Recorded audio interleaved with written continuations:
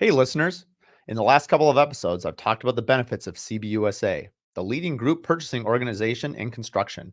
We're gearing up here in Minneapolis for an annual builder event called The Summit, September 22nd through September 25th. It'll be in Minneapolis, Minnesota.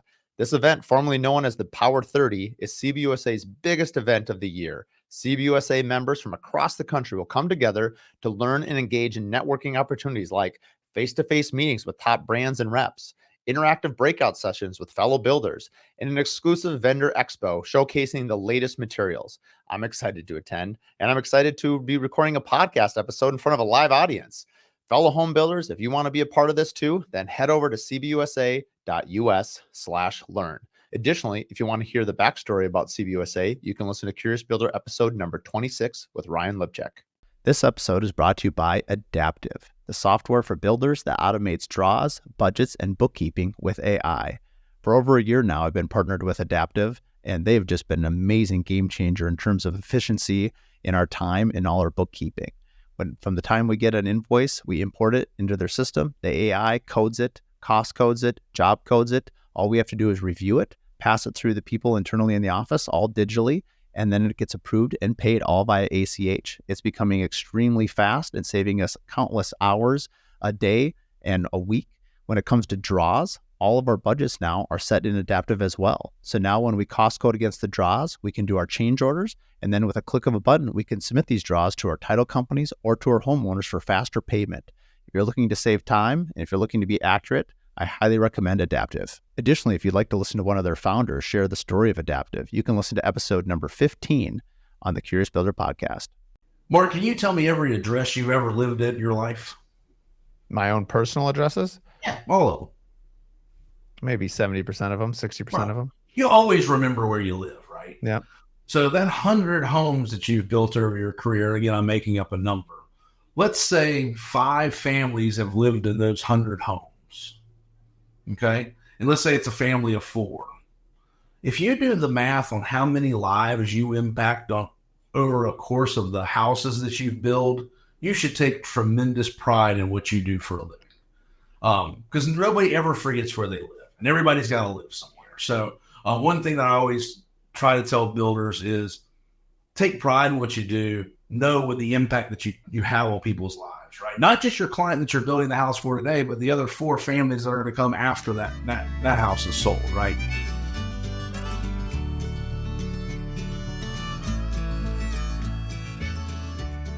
Welcome to the Curious Builder podcast. I'm Mark Williams, your host. Today I'm joined with Zack Kelly from Home Builders Financial Partners. Welcome to the show, Zack. Mark, appreciate you having us on.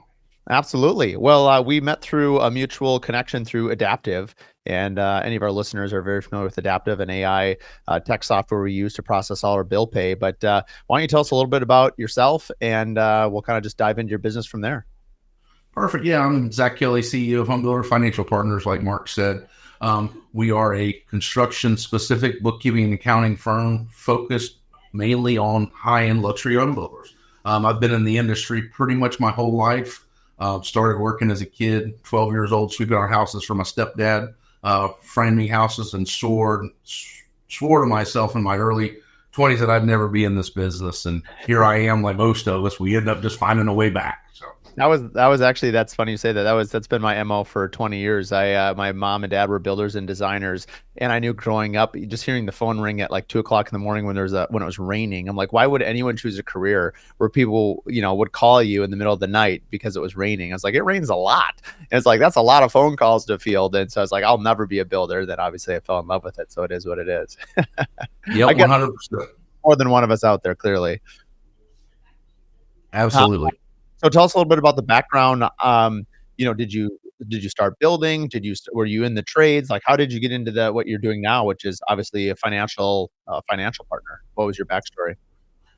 So like I said, tried to get away from construction. Pretty much been in business for myself my whole life, and really was in the high-end wealth management space in my early 20s, mid 20s. And really just had a friend of mine that was a builder that asked me to sit in on a meeting. He was really trying to downsize his overhead operation, cut some expenses. And Steve been building houses at this point for about 30 years and just wasn't very computer or tech savvy, and was having a software pitch to him that was going to solve all of his problems. And Steve just asked me to sit in on the meeting to see if I could kind of vet it for him, because I'm a little more technology advanced than he was. And pretty much halfway through the meeting, I just told him, the software would never work. And the reason being because the software person wasn't asking any questions. They weren't actually solving the problem that Steve and his business had. And by the end of the meeting, we kind of created some solution for the actual problems that we had, and the software wasn't the actual solution. And I showed Steve a couple ways to do it. I said, all we got to do now is just find somebody to help put it in place for you.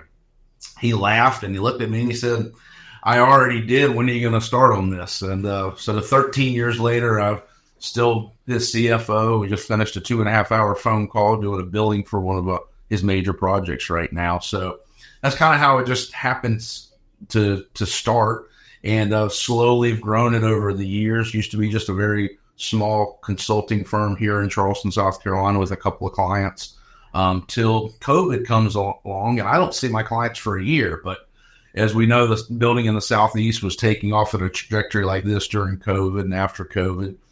I looked at myself and I said, I didn't see my builders for a year. I could probably do this for folks all over the place. So we actually officially formed Home Builders Financial Partners early 2021, and we went nationwide. So now we have an office in Denver, an office in Charleston, clients all over the 50 states. Wow. Isn't it amazing how, we're going to look back at COVID and not only all the technology that it produced, but the way we changed business. I mean, it's interesting. I'm a small, builder in Minneapolis, Minnesota. And obviously with the Curious Builder, I'm, talking to builders all over the country. But even when I'm not, I probably have 2 to 3 virtual meetings a day, which I know for, let's say, our corporate counterparts would be very normal. But you would think, being builders, we're in the field, we're checking our job sites. Like if you had told me 10 or 15 years ago that as a small custom home builder that I would be having multiple virtual meetings per day, I would have said, like, what is it, the Jetsons? I mean, are you, that'd be funny. We're dating ourselves, because I bet a lot of people don't know who the Jetsons are anymore. And so it's like, my kids certainly don't. Anyway, you get my point. Like, but for you, it was a major opportunity. I mean, now that allowed you to go across the United States. Tell us a little bit about that journey. How did you decide, let's say Denver or whatever was your first satellite office? How did you knew that the concept worked? What was the next step? Did you have a local presence first? Did you go get, did you just start? How did you get those first clients that are outside your state? That's a great question. So, pretty much I just had an idea, right? I knew, because, most builders hate the part of the business that I do. They just don't like the financial part. They don't like the invoice. They don't like that part. So I knew we had a need out there. And so I just started with some Instagram, reaching out. Indeed is a great resource for us, right? Because guys are always hiring a construction bookkeeper, accountant for their firm. So we used Indeed as a catapult into different spaces. And so what we would do is we would just comb Indeed and see people that were hiring and reach out to them and say, hey, maybe there's a different way. So our first couple of clients outside of the Charleston market, we worked with some HVAs like the Hilton Head HVA, which is about 2.5 hours away from us. So that was really our first external from Charleston, was in the Hilton Head market, which was kind of natural, right? Not too far away. But then we landed clients in Denver. We landed clients in Mississippi, Rhode Island, kind of all over the place, just from Indeed. And then we started going to some trade shows, the National Home Builders Show, a couple other shows in the Northeast, and really just kind of catapulted from there. And then word of mouth kind of spread. We didn't open our first satellite office till last year, August of last year, with our first satellite office in Denver. And we really opened that because we had one of our builders, his operations director, had left the company. We just thought the world of her and didn't know what she was going to do, and reached out and gave her an opportunity to run our office out there. And so she's been running our office for almost a year now, doing great. Got a handful of clients there, and really a good space. So that's kind of how it started. But it's pretty funny how just organic the growth has been since the first couple of clients that we've met.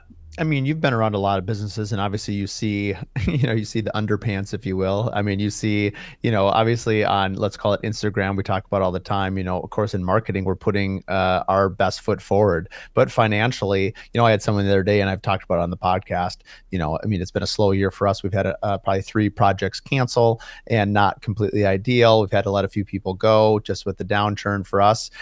Specifically in our region, and maybe it's across the country. I guess you can tell me more about that. But what was interesting is they were like, "Oh man, every time I look on Instagram or social media, you guys are just killing it. You guys are just," and it's just funny. Like the reality often is different, and it's fine. I mean, marketing, it's not that we're being disingenuous. We're obviously have a very steady marketing presence, but numbers don't lie. There's really no way to sort of like market numbers. I mean, I suppose you could a little bit. I don't know how you would do that. You could speak to that better, but how long does it take you to look at someone's balance sheet and P&L to realize kind of their trajectory? Not very long. Usually if I get a true look at their, accounting software, that's what we try to look at, because that gives us the true picture, right? Because you're right. You can fudge some numbers, you can fudge some deposits as income, and you can do some creative things that make your sales look better than they are, right? But if I really get into it, I'm telling you, within 10 minutes, I can pretty much know exactly where you are and where you're going. And as I tell most of our folks is, most builders don't come to us because everything's perfect, right? I wish that was the case, but most of the time there's been an issue, either a prior accountant, bookkeeper, or somebody retired. There's always usually an issue that occurs. So we have to kind of get in there and really dig in and see what the problem is and then clean things up. So that's usually step one. Hey, what would your, drilling down on that, what would your ideal client look like? Like, talk about a few builders, or, in terms of maybe size, maybe gross revenue. I think one of the things I really enjoy about having, financial, especially in the home builder space on, like, I would never ask a builder, what their GC percentage is or any of that stuff, but you can speak about across the whole country. Like, we've had other people in your space on, and I actually find these episodes to be very helpful for those listening, because you can speak like, hey, on average across the country, remodeling profit margin is this, new home profit margin is that. So, even during this episode, any insights on that, without naming names, but more of like the industry, would be super helpful. But so bringing that in mind, like, what is a good fit range for a client that's coming to you? Because I have to imagine a lot of the builders that are coming to you probably have either had a one-person bookkeeper for the majority of their career, and then either that person, they need a stopgap, they retired, they left, something bad happened, and now they're like, they don't know where to turn. And that can be good. I mean, my dad ran a company for 40 years and she was a former title company executive, and she was incredible. I mean, she was a one-woman powerhouse, and I thought I would model that. And I've had probably 5 office managers that have sort of run the bookkeeping. And then 2 years ago, we switched to, a firm, and it's just totally different. I sort of appreciate what a firm can bring. So anyway, with that broad perspective, tell us a little bit about your clientele when they come to you. What state do you often find them in? They're all over the place, right? So like you said, it's usually an event, like bookkeeper retired, got pregnant, and it's not coming back to work, or some kind of issue, maybe not living up to par, things like that. So we find them kind of all over the place. Our ideal client is, because we truly work in the luxury home space, right? So our ideal client is building anywhere between 5 and 15 homes a year. Our average home build last year that we managed was about $2.7 million of the $500 million in construction that we managed. So, super high-end luxury is our ideal client. Now, that doesn't say that we don't have others that are building $1 million homes or $750,000 homes, but we look at more, quality versus the quantity. So no production builders over here. The math doesn't make sense for us to do production type stuff for guys building 50 to 100 homes a year, semi-production. So that's really our basis is high-end luxury, 5 to 15 homes a year. And, a minimal, most of our builders have a minimum staff, right? They have a couple of project managers, maybe somebody in the office, but usually a minimal staff, because they're trying to cut overhead, right? And one reason they usually come to us is we cure so many seats with one invoice, right? Meaning general bookkeeping, controller, accountant level, and then CFO level. We hit a bunch of different spaces for less than that you traditionally pay one full-time person in their office. So the space that they come to us in is so different. It varies from builder to builder to builder. Some builders have great processes in place. They layer on top our process, which really gets them in a good spot. And then I have some builders that have zero process at all. They're riding around chucking a truck, and sometimes a builder will run into every once in a while. That's just trying to, he's gotten busy, right? He's gotten so busy that he's just outgrown his footprint, what he's been able to do. So we then kind of put processes into place for them, not only on the financial side, but actually in the field with some project management and things like that as well, scheduling and stuff like that. Because the big thing what a lot of builders want to know, it's all cash flow, right? They really want to know when's my pitch going to come cash flow wise. And they say, well, Zach, can't your firm do that? And I say 100%, but the true great cash flow forecasting has to come with a construction schedule. If I don't know where the job is going to be, I can't really cash flow it accurately. I can give you an idea, but truly to get a good sense, we need a true construction schedule to match with our cash flow.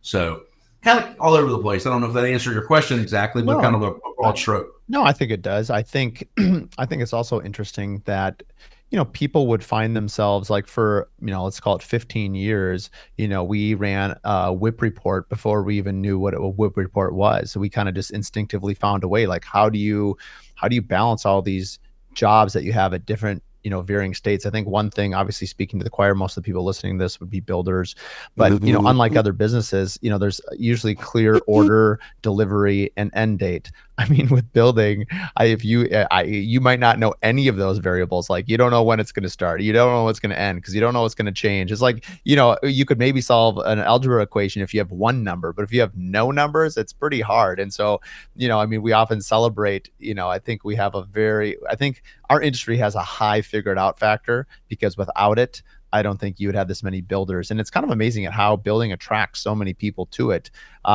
Because it is hard. It is not an easy industry. In fact, I had a CPA once that told me he, did book work for a lot of other companies. And he said that builders took the most amount of risk with the least amount of reward that he could see. The profit margins compared to other companies were much less.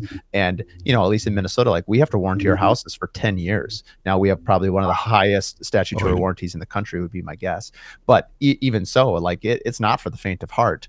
And so, we need good processes. And we developed our own system because we needed to figure it out. And the last thing you want to do is use the classic example of robbing Peter to pay Paul. But, a lot of good builders, very talented builders, obviously got caught up in 08, 9, 10, by commingling money. And I don't know this to be the case, but I do think generally people are good.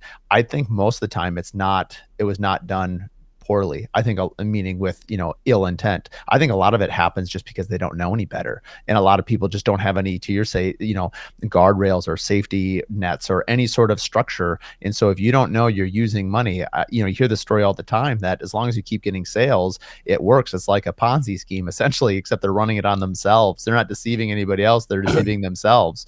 And then when the music stops on sales, man, you face a world of hurt. Maybe just speak a little bit to common mistakes that you see when you get into people's books. What are some things you've learned over the years that are just some general rules that people out there listening, could apply to their business, even at the end of this podcast?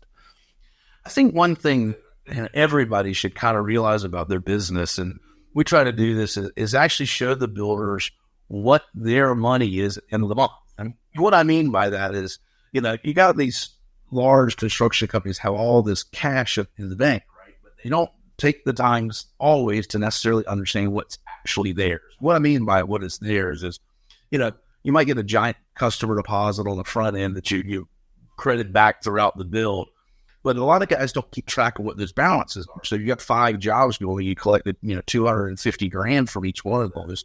You got $1.25 million sitting in the bank that's not necessarily your money, right? So if we're not understanding what that money is and how it's should be allocated, then sometimes you can get upside down. Because like you said, if you don't have that start when you've got a job closing and you got to pay back a big portion of that deposit, it can get a little hairy. So really trying to make sure that builders understand what's actually there. So we look at, bills that are due, your AR, your AP, and then your customer deposits to give you kind of a true sense of how much money that you have in the bank. And just a quick math lesson gives you, oh, I do have 500 grand in the bank, or, oh, I have 5 grand in the bank. So it's just something to be aware of so you can plan accordingly. You can also kind of plan distributions and, capital purchases and things like that, really understanding what's yours. So I would say the biggest thing that people get confused about is money in the bank versus what's actually their money. Yeah, and that's where you said a schedule is so important. If you're not running any sort of software, any sort of scheduling, we used to do it back in the day. Let's just say I used to always do it based, it was very quick math, but it was very effective as long as you did it the same. But it was like, if you were building and you were going to say, hey, I'm going to have $100,000 profit on this job, and I would just pick a percentage. I'm 10% done. Okay, well, 10% of 100 grand is 10 grand. So $10,000 of the money in the bank is mine for that job. And I would have an Excel spreadsheet. That was how I created my whip report of what I had. That was before I had any sort of formal instruction, and it worked. It was simple. I heard something actually just yesterday that I love, that simple scales and fancy fails. I think sometimes we get really carried away with, and I think it's really cool, the analytics and what you guys can create for us and show us. And I love graphs, but you can also do it very simple. And I remember some very early lessons, listening to other builders. And one of the key concepts was, it's not rocket science. It was, if you make $100 and you spend 99, you will be successful. If you spend $101, you will go bankrupt. And that's something a child can understand, frankly. But I wonder, all of us, myself included, I'm 43. It's like a lesson that never stops needing to be learned, because sometimes you get carried away with success, or you get carried away with like a big job or a big deposit, as you already said. And if you don't have things that are sort of helping you keep track, you could see how you could lose your way in the woods pretty quick. And where I agree, simple is, especially in our business, it's not that complicated, right? I tell people all the time, it's what we do, or our team does, is not hard. It's not hard at all. But if you're not organized and detail-oriented, it will eat you up and spit you out in a heartbeat.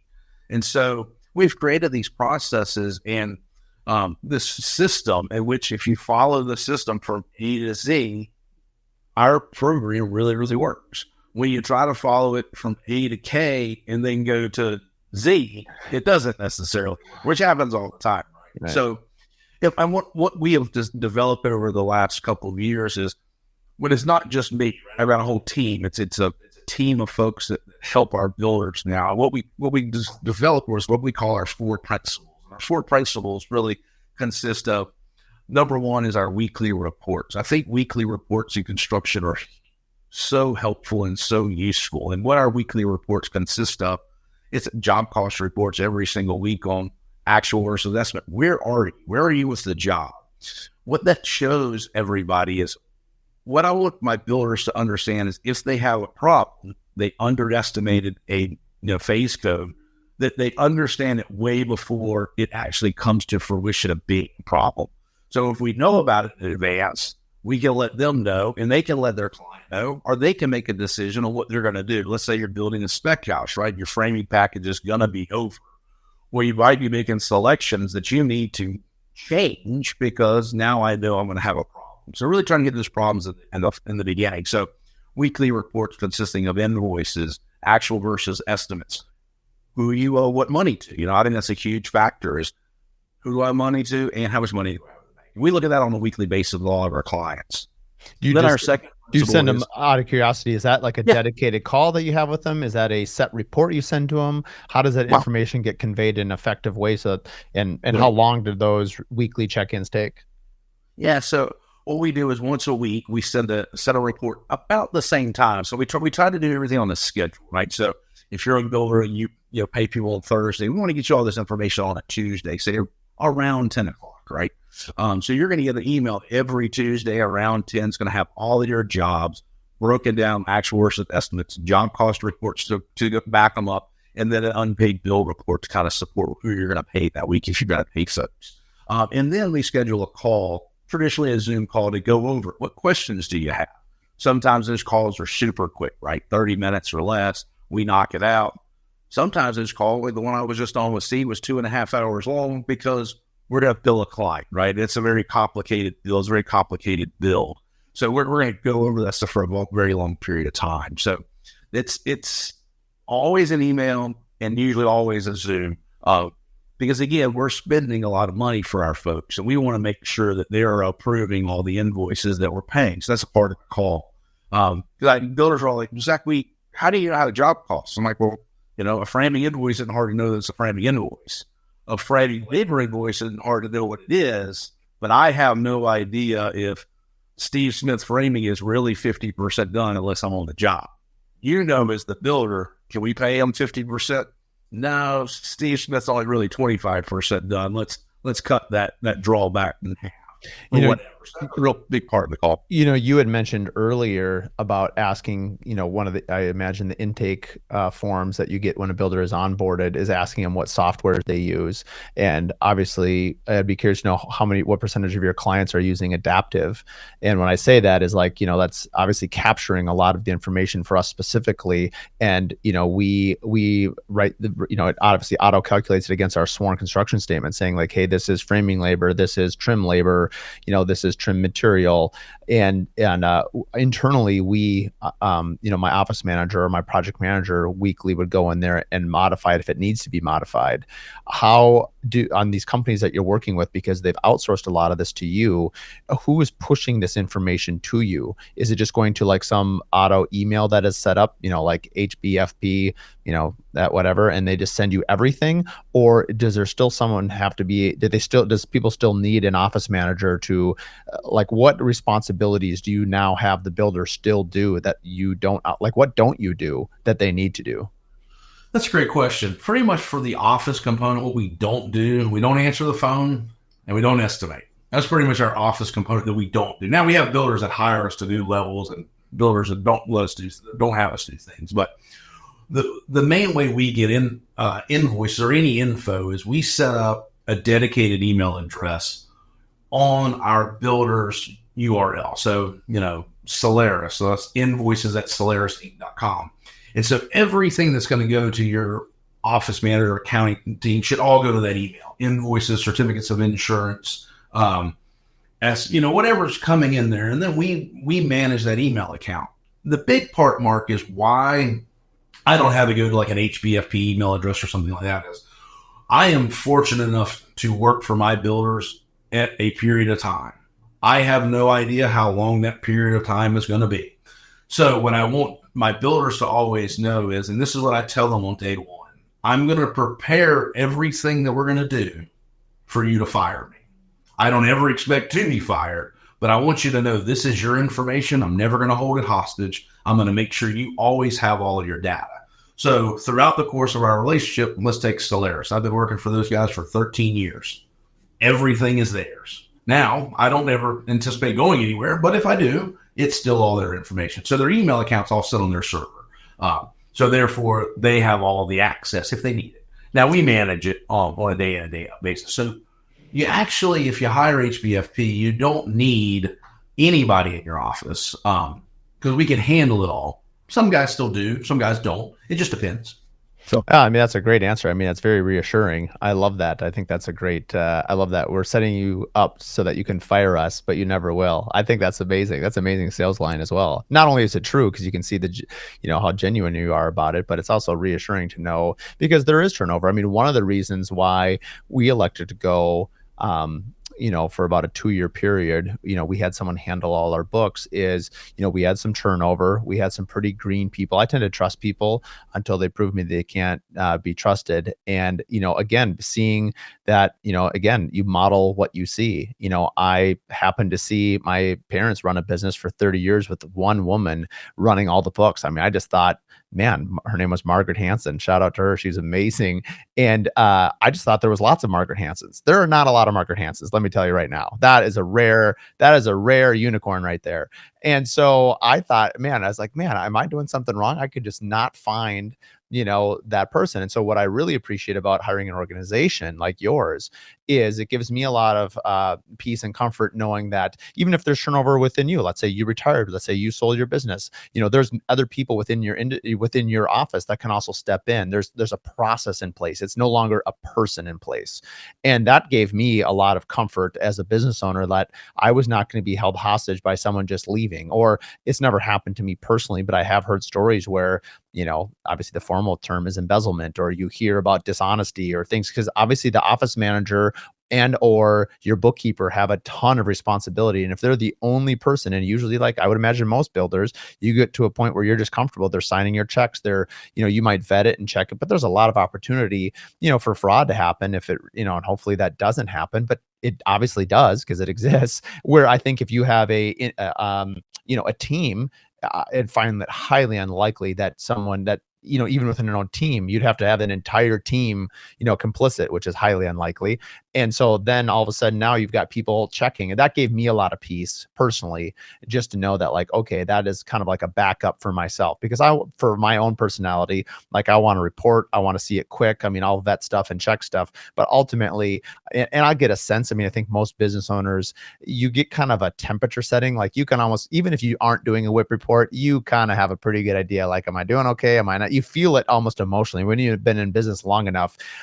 I would imagine business owners get a pretty keen, sixth sense on where they're at. And then the numbers are really just justifying or altering their perception of where they're at. But, I tend to see like, that seems wrong. Like I'll get a report sometimes and I'm not even deep in the numbers, and I'll just be like, that seems off. I can't tell you how I know that. It's just off. And then shooting, someone will say, yeah, you know what? We made a data entry. You're right. That's wrong. And like, I don't have any issue with that. Like, I'm glad it comes up, but I don't think people out there should also discount their own instincts, because I think instincts are pretty strong. And if they've been developed for, quite a bit of years of building or any business, frankly, I think you should trust your instincts. And if you feel like something is off, like figure it out. And it's not a comfortable feeling. Like we went through, one of my next questions to you is like, how long does it often take to sort of fix a company? I mean, for me personally, I would say it almost took a year. I had a bad office, and I remember thinking like, of course you want a quick fix. And I remember talking to other builders that have gone through it, and they're like, it takes about a year. I'm like, a year? How can it take a year? It took a year. And it was pretty painful and pretty brutal. And nothing was wrong. A lot of it was just going to your comment. I would imagine a lot of your clients are like this, but you find, systems and reporting and just getting all that information out. I remember, we actually let a company go, and I don't know how much of it was them not doing what they needed to do versus us just having bad systems. I suspect it was a little bit of both, but either way, it's like, I was like, man, I gave them like 6 months, and I think we were worse off than we were in the beginning. And so when we moved on, it was actually better, but it took a year. I mean, is that pretty normal? I felt like it was a pretty rough awakening at year 18 or whatever year I went through it at. Yeah, it 100%, Mark. I mean, if things are a mess, it can be a year, it can be longer than that. We actually had a client that came to us, 2 Aprils ago, and they had 2 sets of QuickBooks, one for one division of their company, one for the other division of their company, but they shared a checking account. And I'm like, you can't reconcile anything because you got half of it here and half of it. And it was such a mess. We actually ended up almost the end of last year, and we couldn't trust anything. So what we did is we actually got what we thought the balance sheet should be, and we just started fresh. We started with a brand new QuickBooks file. We wanted all the jobs to be accurate, and then get the back end financials, because it was the only way to fix it. The only other way to fix it would have been, it would have taken years to go through each transaction, because the company wasn't, they weren't a spring chicken. They'd been around for a long time. They just had somebody that got in there and was trying to do things simple and just made it super confusing. So, and that's what happens with a lot of builders, is they'll hire somebody to do this job, but the builder doesn't necessarily have to do this job. And so they hire somebody that either says they do know how to do it or don't, and then they train them in a way that it doesn't actually work. So then another part of our service is, we don't care if you hire us full service or not. We love for you to. That's what we're here for. But I do a lot of consulting where I go out and I train the staff to do it our way. Because a lot of guys just need somebody in their office. They're used to touching somebody, having somebody in that office next door. They can always go there. So a lot of times we'll go in and just train a staff on how to actually implement the right construction accounting processes. So they understand. Then they have a support system that actually knows the industry. We train those folks. But yeah, it can be super painful at times to really undo what's been happening in the past. And sometimes the undoing of what somebody maybe worked on for 3-4 months might take double that amount of time to actually clean it up and fix it. So I would say your year was probably super painful, but it's probably average for folks that are getting that situation. What we try to do is when we first get into a company, we try to make sure the current jobs are running right. That's our number one priority. If we can get the current jobs in a good spot, we can go back and work on the actual financials at a time when it makes sense. But because you're worried those jobs are moving forward every single day with invoices and estimates and things like that are coming in, we want to make sure those are right as fast as possible. Then you can look where things are. Well, and I was just laughing because I'm just thinking like it's not the greatest sales line to be like, sign up with us. You're in for a world and a year of pain. It'd be a little bit like, when I'm a runner, but when people sign up, to run a marathon, they know the first month or two, but then eventually you acclimate to the mileage and you're fine. But if you were like, it's going to take you a year to get your body in shape, you're like, oh man, a lot of people would bail on that. And so I think honestly, a lot of people are probably forced into your arms, into the industry's arms, because they obviously have a need. So my question is, how, from 0 to 10, from a number standpoint as a percentile, what percent of people are coming to you because they have, quote, an urgent need, and it's like basically they're being forced. They're like, something's wrong, I need to fix it, and it needs to be fixed now, versus someone being like, really taking their time and being like, you know what, I think it's time we create some great systems. I think we're just going to kind of, ease into this. And I'd love to know a number, like how many of them, if those are your two clients, one that's like, we are a hot burning, dumpster fire, we need help. And, by the way, tax season is right around the corner. Can you do all this before tax season? I guess that comes up a lot, versus the second one where it's a little bit more like, I think we could use a better system. And, why don't you on board with us? 75-25, probably. Yeah.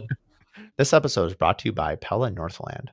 For 19.5 years, I've been building homes, and 95% of all of my homes have used Pella windows. I couldn't be happier to call them a partner in our builds and our remodels. Whether you're an architect, a designer, or a remodeler, I'd highly recommend Pella windows. They can fit old homes, new homes, reclaimed, commercial, and really everything in between.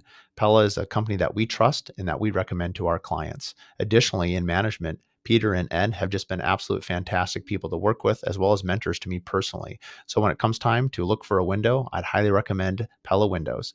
Find more at pellanorthland.com. Also, if you're interested, you can hear episode 1 where I interview Peter and Ed together for a great listen on business and Pella Windows. This episode is brought to you by Helmuth & Johnson, a top Minnesota law firm, ranging from individuals to emerging startups to multinational Fortune 500 companies. Focusing on transactional law, litigation, and appeals, Helmuth & Johnson attorneys are leaders in their field. David Helmuth and Chad Johnson joined forces 30 years ago in 1994 with the goal of creating a premier law firm capable of handling complex and challenging cases efficiently and effectively. Today, Helmuth & Johnson rank among the top 15 largest law firms in Minnesota, with more than 70 Twin City lawyers serving clients in more than 30 legal practice areas. They offer a full suite of legal services to clients without sacrificing their original commitment to providing responsive and affordable legal representation. To learn more, go to their website, www.hjlawfirm.com. It's funny, when we first kind of started, we went nationwide. I was expecting December to be just kind of a very slow month between November and, between Thanksgiving and Christmas. Every year that we've been in business, it's like the busiest time of the year. Everybody's like freaking out. They want to bring us all. They want us to start like yesterday, and they want everything done right by the end of the year to do taxes. And I'm like, I actually had one of the little ladies in the office said, Zach, I don't think we should take any clients the last quarter of the year anymore. I'm like, well, that's not going to happen. But yeah, what is your process? Do you have a set number of onboarding? Like how do you handle the influx and the inflow of prospects so that they don't overwhelm your own internal team? Because I have to imagine, if I've been working like, Solaris, you'd been with what, 20 years, 19 years, I think 13 years. I mean, obviously at this point, they're running smoothly. They're in your system. They're getting regular oil changes. Like that's, the value is there, but you're really set up for success there because you're looking at your own work. You're like, we do great work, pat on your own back. But like, I imagine resources for adopting a new company are much greater. Let's call it that first year and a half. How do you not burn out your own team? It's a delicate balance. It really is. So what we do is we really slow our cadence of onboarding depending on the availability of account manager and the training level of an account manager, right? So if we have the space, and we'll tell clients, so like, unfortunately, I know you need me yesterday, but I can't take you for 2 months because I don't have the capacity to take you for 2 months. We've gotten in that space, Mark, where we're really, one, we're very selective on the clients that we take now. Two, we are super slow to onboard, meaning we won't start the onboarding process until we know we can handle it. Because we've learned, just like everybody else, right? Before we would take anybody to the fog of mirror, they'd come and, hey, you want to pay our fee? Great, let's go. And it just doesn't work. It doesn't work for our staff. It doesn't work for the builder. And so we want to make sure that it's a win-win, right? So depending on the staffing, right? So if I've got, and we try to staff ahead, meaning I hire folks before they have work to do so we can train them and then we can feed them new clients. And if I've got a person that's been trained, they don't have any clients, we can onboard a couple at a time and that would be fine.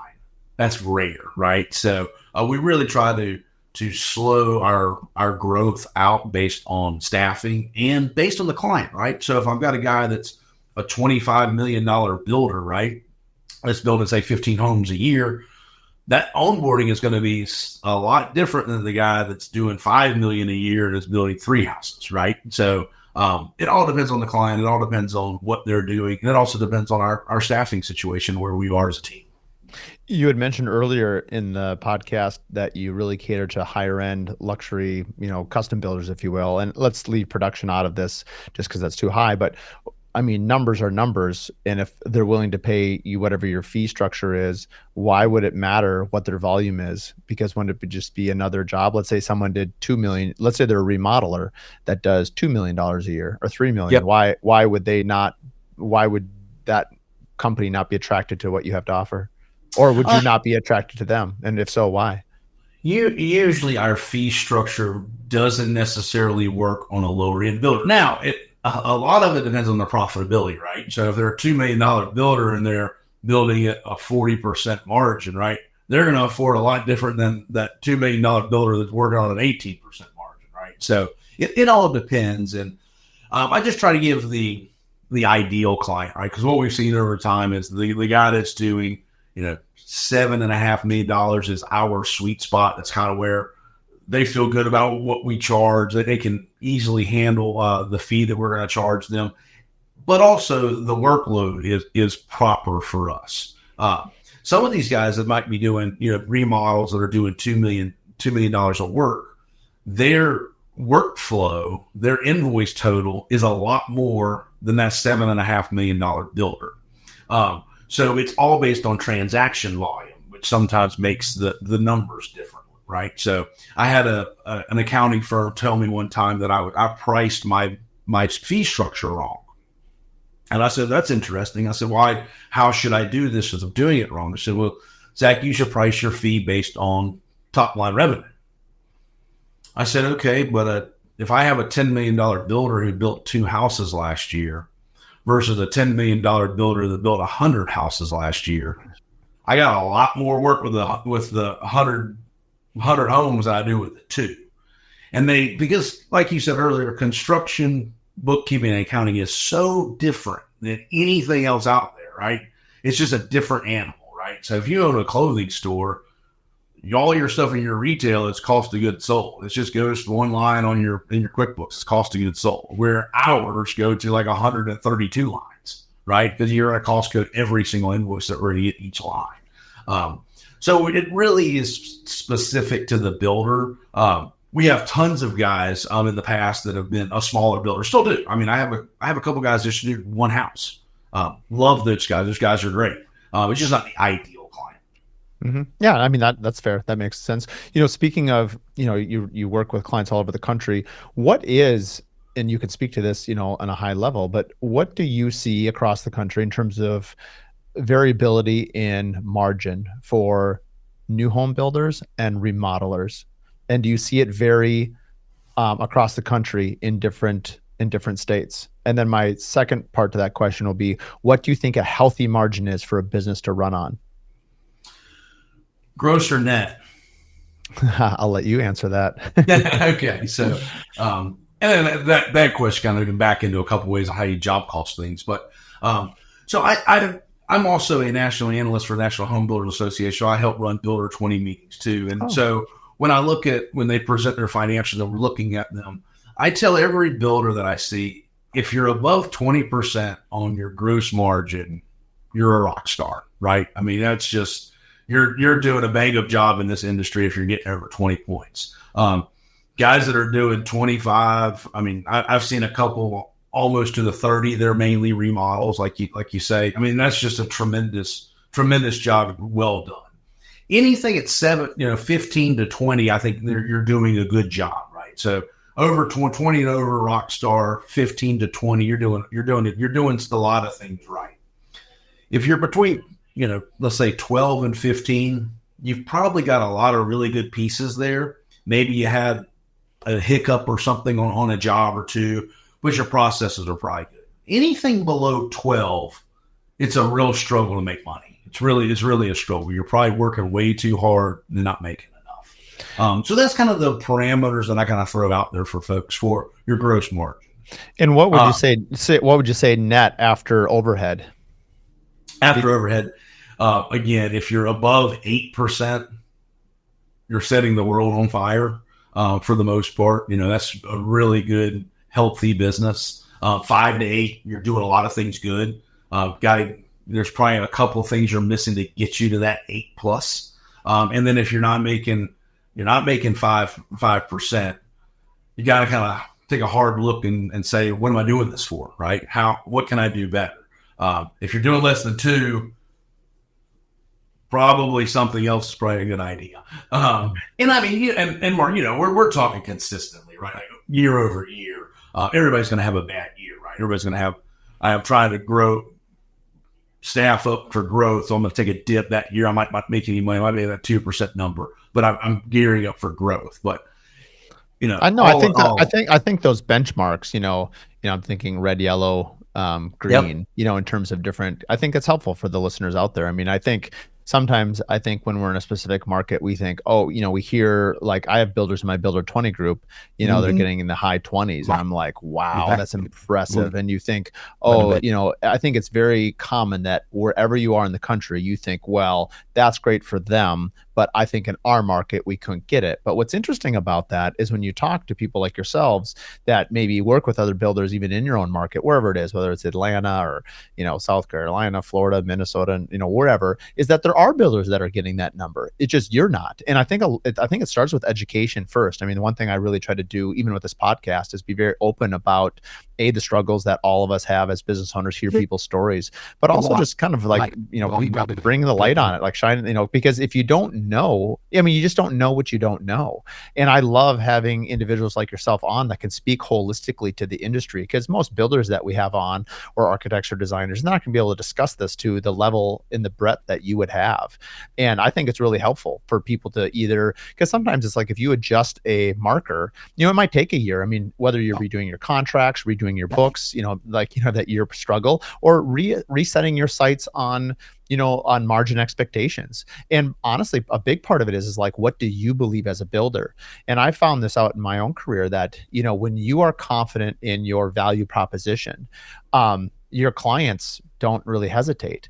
But if you hesitate on your own value proposition, you guarantee that your client is too. And I think the biggest thing is people have to look in the mirror and say, I'm good enough. I deserve to make money.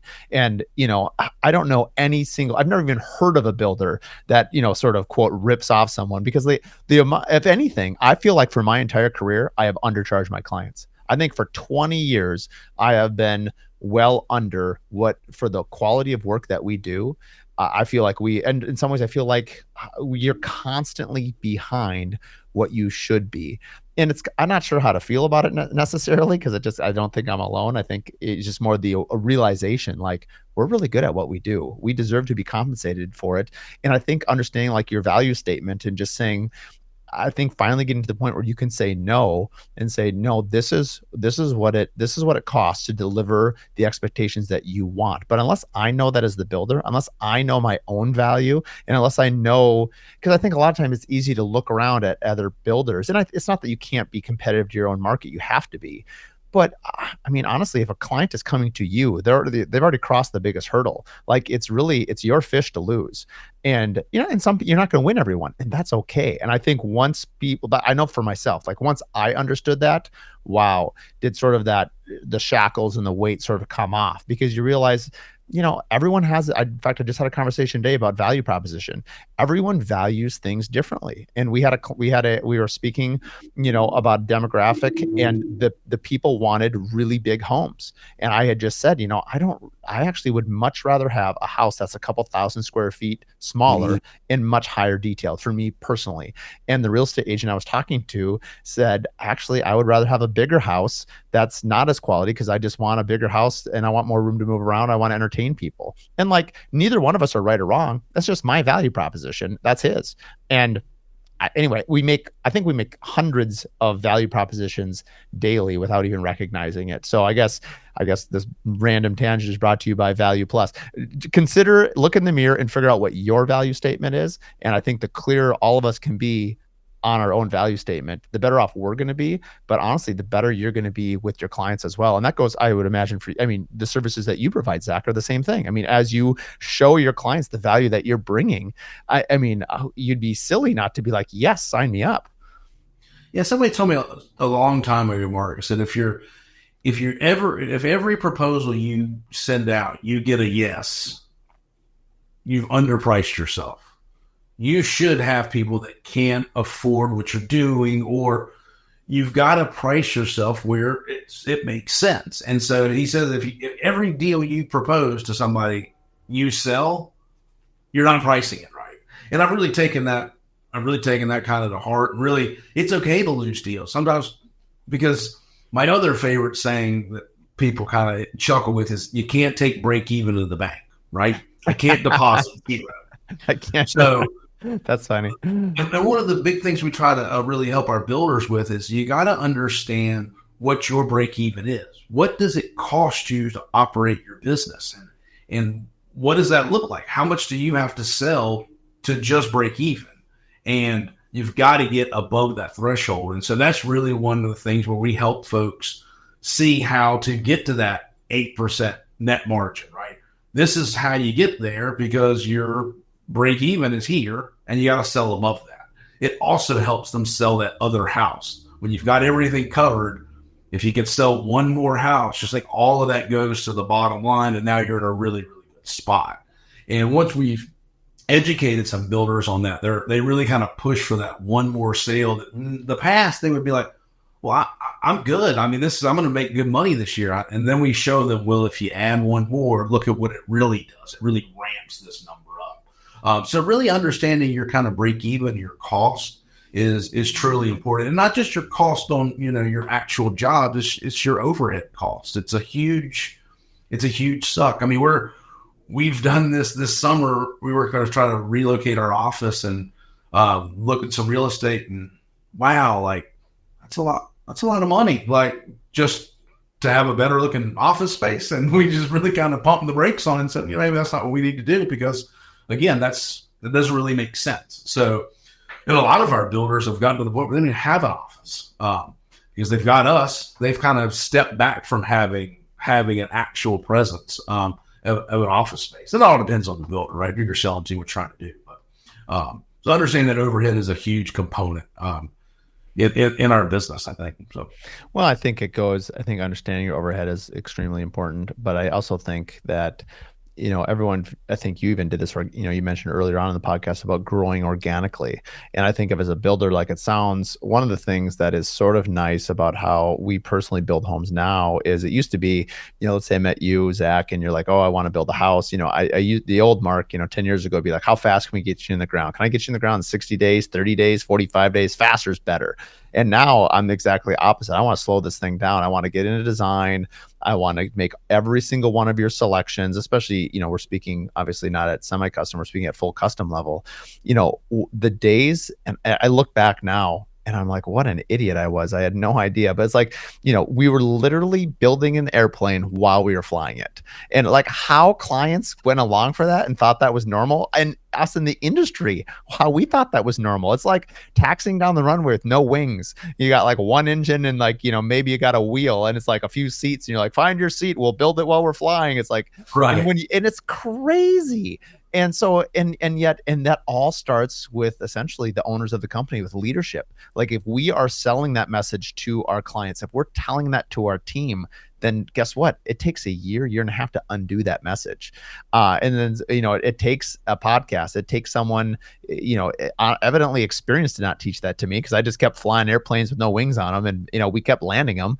And, I guess that's a testament to the figure it out factor. But now you actually have that time to onboard. And guess what? The client has a better experience. You make more money. The job actually takes less time overall because you actually have a clear plan. It's just, I know I'm speaking, I think, to obvious things, but for, we'll call it 15, 17 years, it wasn't obvious to me and I was in it. And it's like, I suspect that we all need better systems. I think in some ways I'm envious of young builders or any age builders, but I'd say young in their careers. If you were to start a building company right now, well, obviously it's maybe a bit of a challenging time, but let's just say you did. The tools that are available to help you that did not exist when I started are amazing. The technology, the AI, we already talked about adaptive, but companies like yourselves, all of these things, and, podcasts, social media, there's a lot of cons to it because there's just a lot of noise and a lot of information, but there's so much information that you can get educated on that you could have these tools from day one. And we've seen people that didn't have a building background. I talked to someone the other day that, they left the tech world to start a building company. You're like, what? And they're extremely successful because they're not governed by their passions of like, I grew up as a builder. I love wood. I love windows. I love all these wonderful things that you grow up, that most builders would say if they grew up in the industry. They're like, no, I'm running a business here. I just happen to build homes. And I think at some point when you realize that, like your perspective changes a lot. And to me, that was, oh, hey, let's build this airplane on the ground before we fly it. No, you're 100% right. And actually, like you said, you want your client to come in and make all their selections, get in a good spot, because if you've got all of that done on the front end, you can have a production meeting with your team, your team of subs, and you can let them know, we've got everything. Here's the schedule. Of course, you're going to have delays, weather, permit, things like that, but things you can't control. But if you've made all the decisions on what you can control, how much happier is everybody through the process, right? You don't have, mechanical guys fighting over chases and all these things that, we all deal with plumbers and electricians and HVAC guys all trying to be in the same space at the same time because we got to get done, right? So you're right. If you get it done to the front end, you kind of space it out, and everybody has a better experience.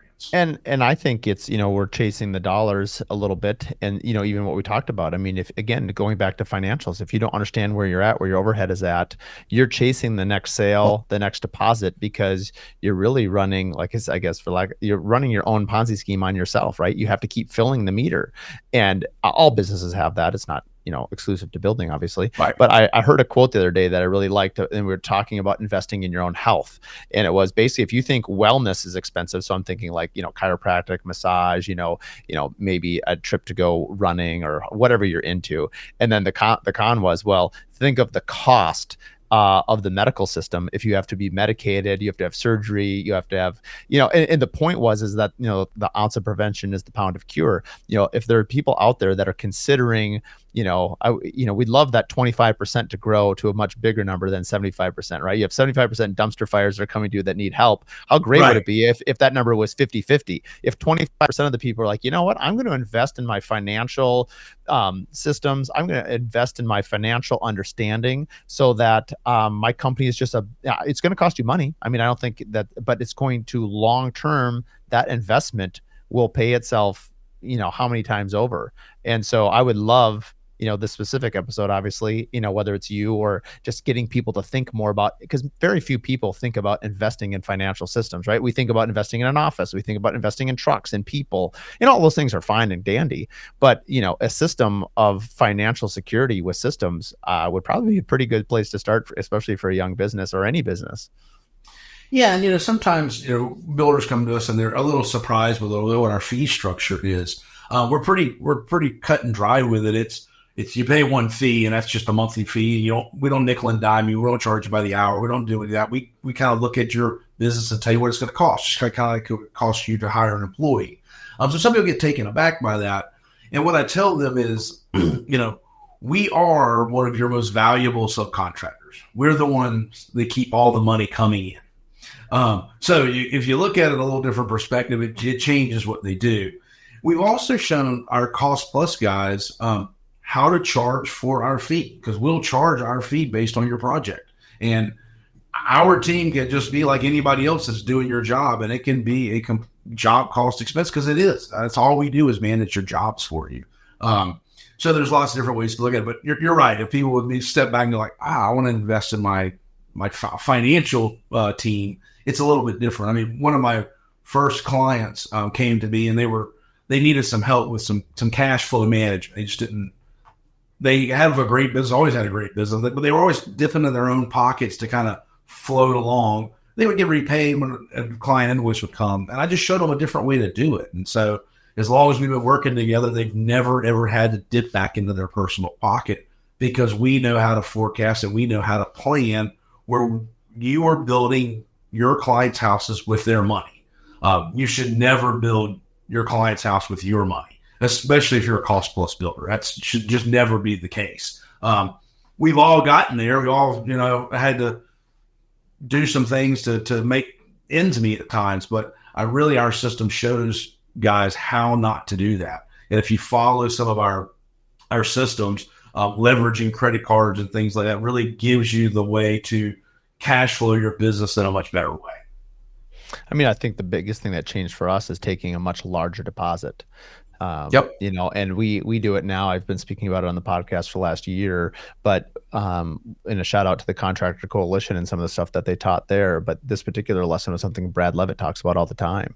And it was, you do have to feed the meter, but this is your car park there. To be clear, I think sometimes as builders, we have to remind the client that we're building their home. This is a for-profit business. At least mine is, or seeks to be. And so the point is but we take this large deposit, and the comment was that payment goes to the last payment, because it's very common that you would take a large payment and then you would get reimbursed throughout the project. But really taking that first payment and then, it applies to the last payment, allows you a cash flow if, people are, between draws, and you need to pay some of your subcontractors, things like that. I think what you really have to be careful with that, though, is as the builder, that you're not using those deposits, to pay overhead or something else. I mean, you can take, as you said, know your WIP. I mean, if 10% of that, deposit is yours, like obviously that's yours, but don't take 70% when only 10% of it is yours. And I personally have combated that. I know it's a little over the top, but I set up separate bank accounts for every single client, and then I keep it in there as a completely separate item. And then, this is a Michael Michalowicz hack, the profit first model. I don't follow it 100%, but basically, take a portion of that and put it in a separate bank account. That is your profit. So it's very clear. I mean, I know accounting, you guys can, modify all the numbers and it all flows through on the summary sheets and in your P&L, but I like to visibly see it, Sure. in a separate bank account. It's just easier for me to process that way. How often do you run into scenarios like that, or how often do you recommend your builders sort of silo off some of their money? We're not a firm that recommends siloing off into different bank accounts. It creates other problems, creates a little bit more time-consuming work on other things. We don't have a problem with folks that do. We totally understand. Again, it's a visual. Some people are very visual. They like to see it. It's easy. We don't have a problem doing it. That's just not our recommendation. Our recommendation is, maybe two accounts, an operating account, a payroll account, something like that, maybe a deposit account. But You're right. You're 100% right. I mean, the joke always, I just got a deposit on the house and I'm going to go buy a boat, right? Like that's not what you're supposed to do. That's not what you're supposed to do. We also, our recommendation is, that last invoice, like you said, that last invoice you're going to send the client should be pretty much whatever you owe them, right? You want it to be pretty much where they don't owe you any money and it pretty much wipes things clean. It's a better spot for you to be in as a builder. That means you can't get kind of strung out. That's a really important thing for us. But again, you've got to be prepared. If you're not having a start, if you're playing that game, you got to really know what's yours. Exactly. Yep. Back to the point. Yep. You know that, then you're in a good spot. Yep. Maybe a last question before we go into some personal stuff as we kind of close the podcast is, where do you see the industry going in general over the next 5-10 years? What are you seeing in terms of either technology trends or just people's maybe financial acuity? Or do you think people are people becoming more aware? What are you seeing on your side of the table? One of the things that I tell builders, and I'll get 100% to your answer, but what builders do for a living, I like for every builder to realize this and to kind of think about this. So let's just say, Mark, you build 5 homes a year. You've been in business for 20 years. So that's 100 houses, right? Mark, can you tell me every address you've ever lived at in your life? My own personal addresses? Yeah, all of them. Maybe 70% of them, 60% of them. You always remember where you live, right? Yeah. So that 100 homes that you've built over your career, again, I'm making up a number. Let's say 5 families have lived in those 100 homes. Okay? And let's say it's a family of 4.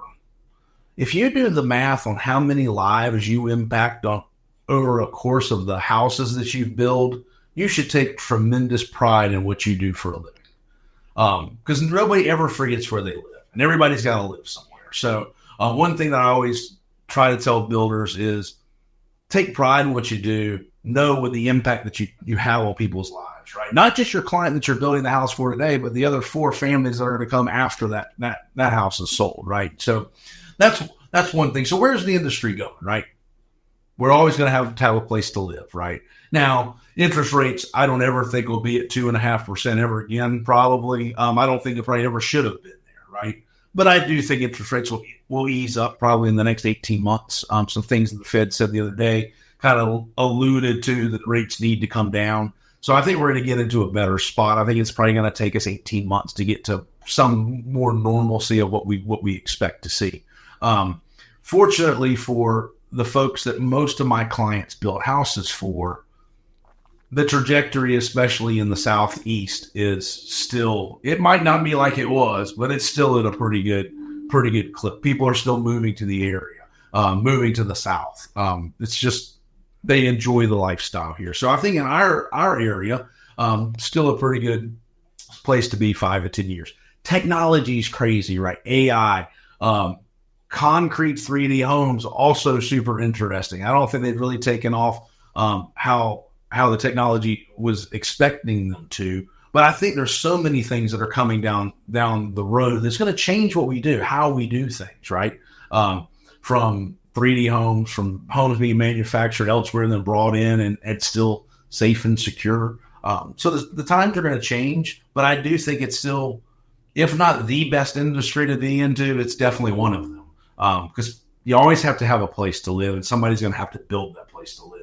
So I take great pride in what we do because people enjoy building a home, right?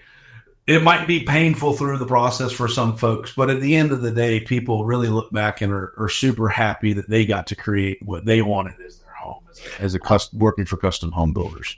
I love what you said that really hit home about, obviously I have a relationship with the people we built for, and I often don't think of a house as the house I built, but I think of the people I built it for. And I often tell our clients, you have the architect, the designer, but the client and obviously our team as well, but the client has a huge impact on the home that you create. It's actually, in some ways, I think doing spec homes are hard because, you're missing the person you're actually building for. You're trying to take a guess at a lot of the things that you think will attract somebody.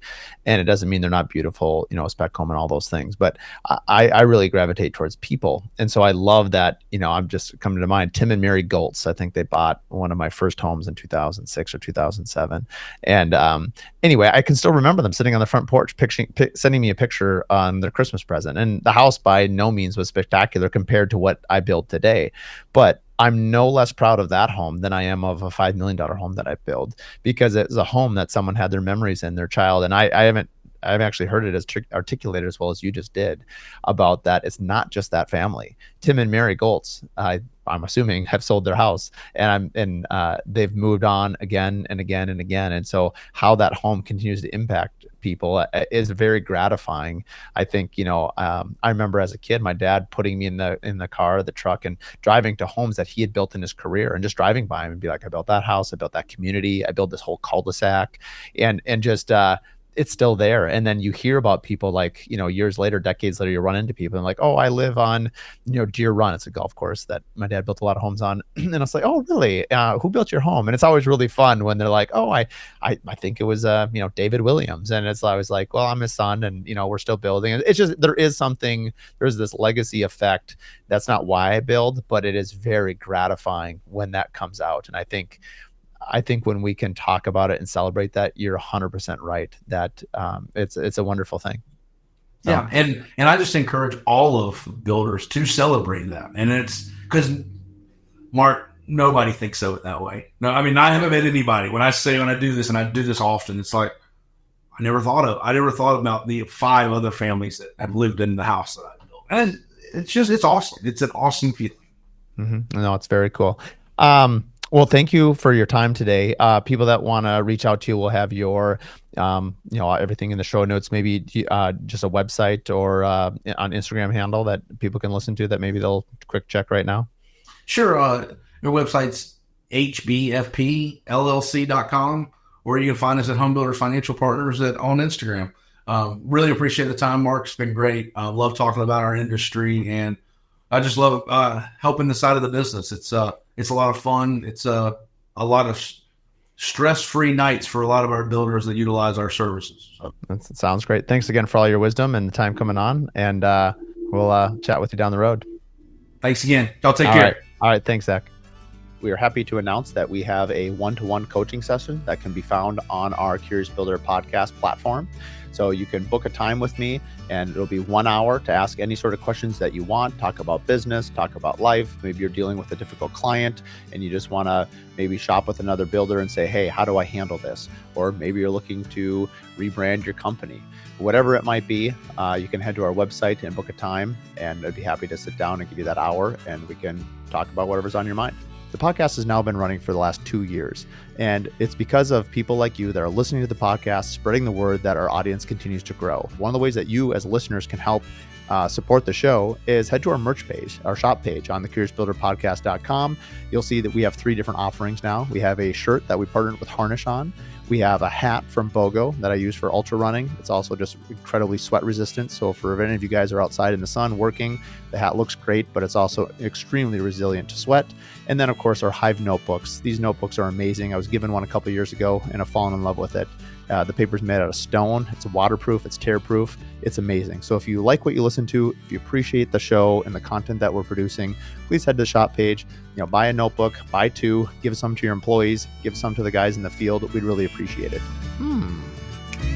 Thanks for listening to the Curious Builder podcast. If you like what you listen to, please give us a 5-star rating and write us a review. It really means a lot. It's a great way for us to just understand what you like about the podcast and what we can keep doing. So like and review, and please share with your friends and family. Find out more at curiousbuilderpodcast.com.